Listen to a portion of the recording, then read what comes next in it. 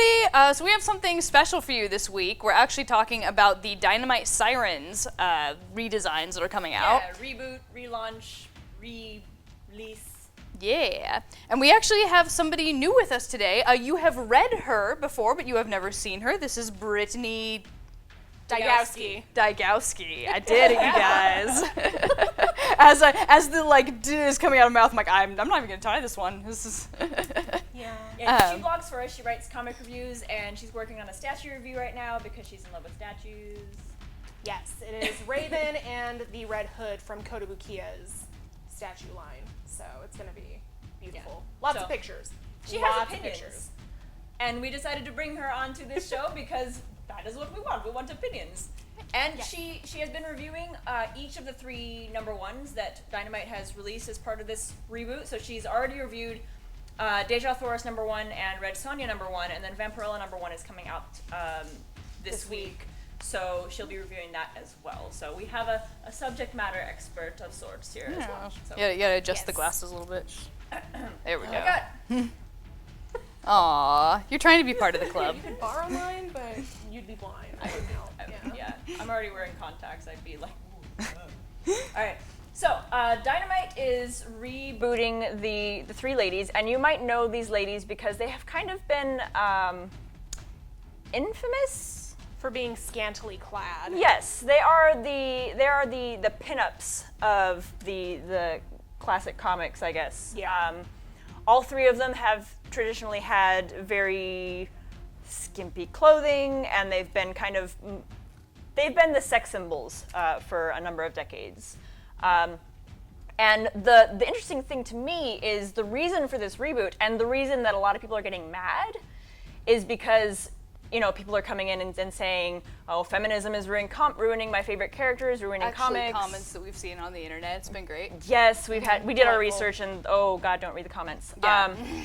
But people are saying that that Gail Simone, who has headed up this entire project and was the mastermind behind all of this, that she is trying to ruin these characters, that she's taking away what makes Red them. Sonja into a lesbian. Yeah, right? yes, yeah. also that. Like Gail Simone does. Yes, people are very angry at this reboot because the costume redesigns are not as skimpy, not as scandalous. They're more they are honestly more practical. Yes, they are more practical. Definitely. And the interesting part is there are practical reasons for every single one of them. Yeah. So they build that into the storylines, which I really liked. Yes. And they're really not using these reboots to change the characters' personalities either, because Red Sonja gets drunk and everything in sight, right? Yes. Yes, she does. They actually have not. I just decided to roll with it. Yeah, yep. They haven't changed the characters at all. Deja Thoris is still very much a warrior queen. She still loves her husband, John Carter. Red Sonja, she's still a she-devil. She's still a huntress. Mm-hmm. She's still this barbarian Ra. She runs around, wielding a sword, beheading giant beasts of myth, and drinking mead, all the mead. Yes, and getting frisky with everybody. It happens. All they've really done is changed their outfits. Mm-hmm. They're just more practical. Yeah. She actually has more protection over everything. Because she's actually a soldier now. Right? No. Oh. Sonja is not a soldier. Oh, no, not Sonja. Deja Thoris. I was talking about Deja, yeah. Kind of. Okay. Kind of. You don't really find too much out in the first issue. Mm-hmm. And I wrote about that as well. But you'll find out more in the following issues about why she's dressed all, But that brings me back to the reason that Gail Simone pitched this idea to Dynamite in the first place. And that is because she is, contrary to all her detractors, she is not trying to ruin these characters. She's not trying to make them less sexy. If you know Gail Simone at all, she is all for sexy. Well, and she's written Red Sonja before, and she said in a statement that she loves these characters. Yeah, she's doing this reboot because she loves these characters. She has always loved these characters, and she wants everyone to love them as much as she does. And she views their costumes and the way they've been portrayed in decades past as a barrier to new readers because, admit it, if you've never read these characters before, you see them, you see their posters, you see their costumes, and you think, that's not real comics. I mean, they're just eye candy. And you don't want to get to know them because you think that's all they are. And Gail Simone is doing this thing where she says, no, that's not all they are, and we're going to show you by fixing them up a little bit and bringing them into the modern century and giving you reasons to read them rather than just they look nice. Right. Because really, until you guys like really vouch for these characters, I used to pick up John Carter and just the way she's drawn and the complete lack of facial expression. And she's got pasties and that's all her outfit. Yeah, and like everything else is just sort of, as a modern reader, you just don't feel like you're going to be welcome there. It feels dated. So, yeah, exactly. So you just sort of, pass it by on shelves. And I've had customers of our age also be like,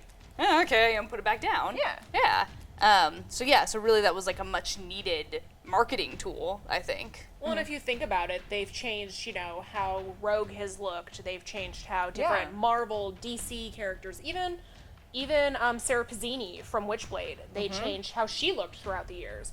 So why not go through and not change their personalities, not change who they are as a character, but change how they look just a little, just their armor, just a tad. Yeah, give her some shorts instead of a swimsuit thick. What is that? I don't even know what it is. Yeah, some does it fabric. have a name? Just goes whoosh. Yeah. It just goes, what? It just goes whoosh. Whoosh. They're held up with vampire powers, duh. Yeah, the vampire powers. I mean, There might be some of that, like, raw It's the same thing that, like... the fashion tape. Oh, there we tape go. stuff. Yeah. I just thought, like, what keeps, like, Dracula's collars so, like, popped all the time? Yeah, it's Is just it like demon that. powers? Yeah, Starch. Or starch. Starch. But anyway, I read the series of Red Sonja that Gail Simone did right before, like she did that in 2013, 2014, or 14, 15. Yeah, 2014, 2015. And that, people think that she's going to make them unsexy. That's, no. Red Sonja, sex is like revenge, beer, sex. Like those are Red Sonja's priorities. Yeah. Yeah. So she's not afraid of it, and Kate Leth too. She's who's writing Vampirella. Yes. Is Kate Leth. And we're actually we're part of the Valkyries with Kate Leth, so we know her outside of. We interact with her every once in a while, and we've been on threads that Kate Leth has been on, you guys. That's kind of what it is. Yeah. Nosebleed. Sorry, the fangirl levels are dropping.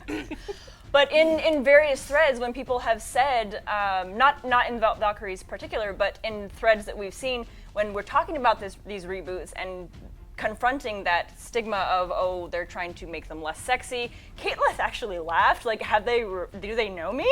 Kate Leth, by the way, did the special cover of Sex Criminals with the butt plug. We're just like looking into the eye of the storm, and it's amazing. So if she's people not really afraid of these things. No.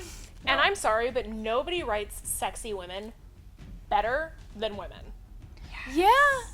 I mean, really, we know what we want. Yeah. It shouldn't be an issue. Yeah. And Gail Simone is all kinds of lovely. She is. She's all kinds She's of really lovely. sweet too.